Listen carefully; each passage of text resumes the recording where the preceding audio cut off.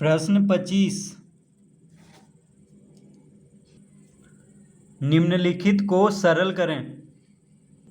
प्रश्न 25 का पहला,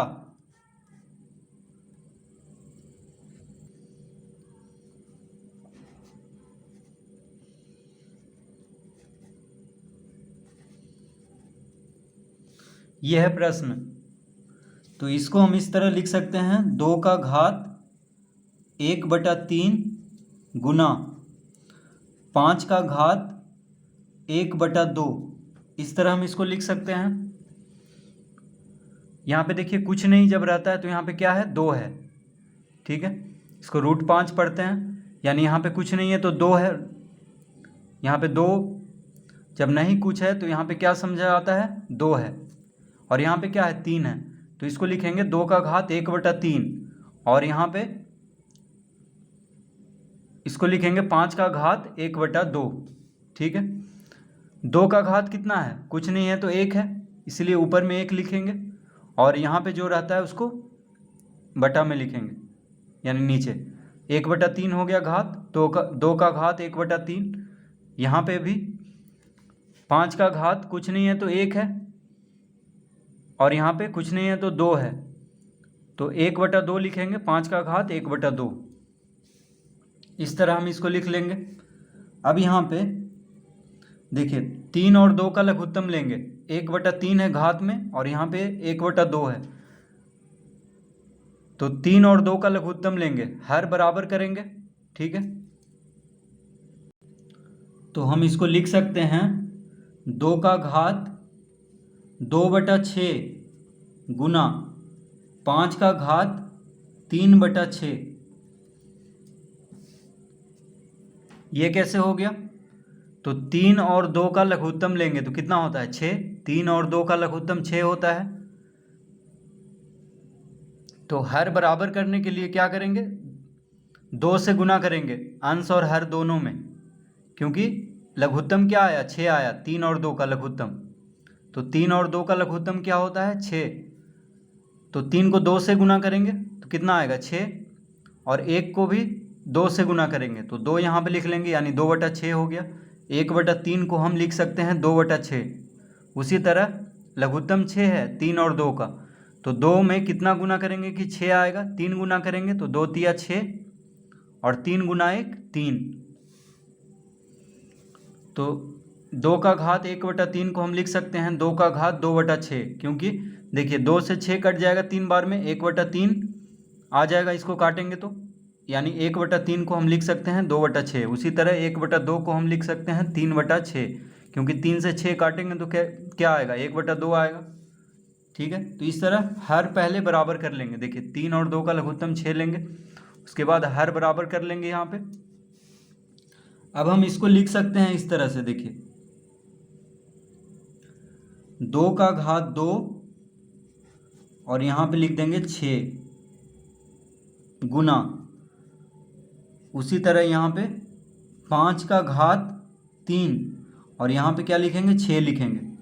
इस तरह हम इसको लिख सकते हैं।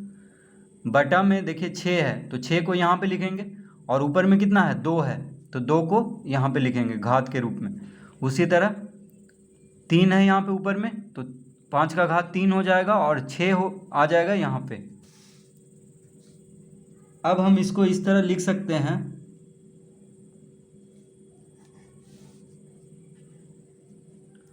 2 का घात 2 गुना 5 का घात 3।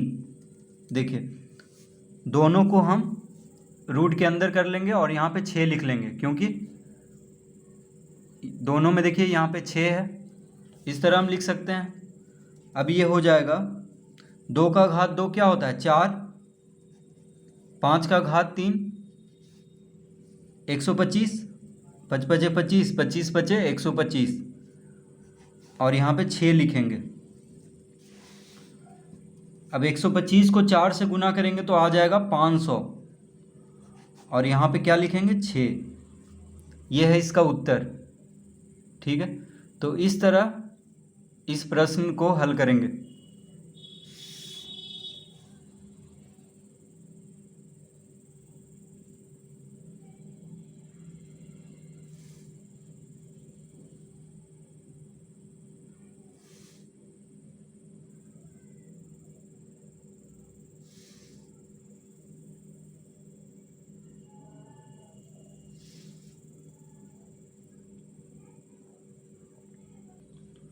दूसरा,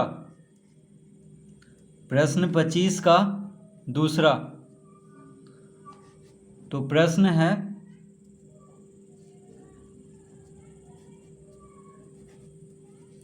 इस तरह से प्रश्न दिया हुआ है, तो इसको हम लिख सकते हैं 7 का घात 1/3 गुना 2 का घात 1/2। इस तरह हम लिख लेंगे। ठीक है, देखिए यहाँ पे 3 है और 7 का घात क्या है, कुछ नहीं है तो 1 है, तो 1/3 लिख लेंगे। 3 नीचे आ जाएगा और 1 ऊपर। उसी तरह यहाँ पे 2 का घात कुछ नहीं है तो 1 है, तो 1 यहाँ पे लिखेंगे।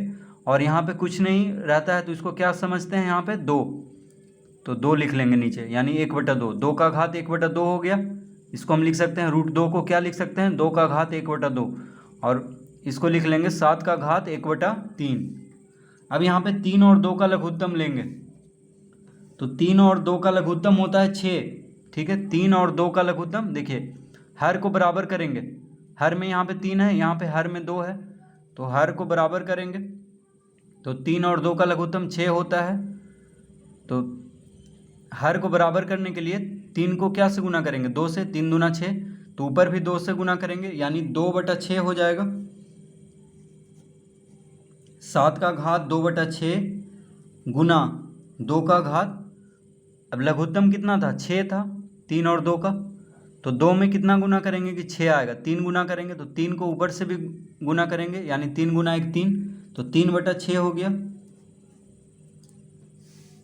तो 7 का घात 2/6 गुना 2 का घात 3/6, इस तरह लिख लेंगे।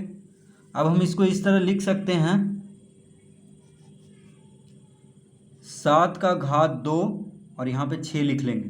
ठीक है, गुना यहाँ पे इसको हम लिख लेंगे 2 का घात 3 और यहाँ पे 6 लिखेंगे। इस तरह हम इसको लिख सकते हैं। देखिए हर में क्या है, 6 है, तो 6 को यहाँ पे लिखेंगे। हर में 6 है, 6 को यहाँ पे लिखेंगे। ऊपर में 2 है तो घात में 2 देंगे। ऊपर में 3 है तो यहाँ पे घात में 3 देंगे 2 का। अब यहाँ पे हम इस तरह लिख सकते हैं, 7 का घात 2 गुना 2 का घात 3। देखिए दोनों में 6 है यहाँ पे, तो पूरा के ऊपर रूट का चिन्ह दे करके यहाँ पे 6 लिख लेंगे। अब यहाँ पे 7 का वर्ग क्या होता है, 49। 7 का वर्ग 7 गुना 7 49, और 2 का घन यानी 2 दूना 4 4 दूना 8। ठीक है, 49 गुना 8 करेंगे और यहाँ पे 6 लिख लेंगे। अब 49 को जब 8 से गुना करेंगे तो आ जाएगा 392,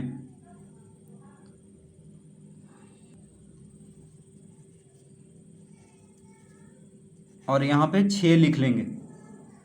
तो इसका उत्तर देखिए आ चुका है।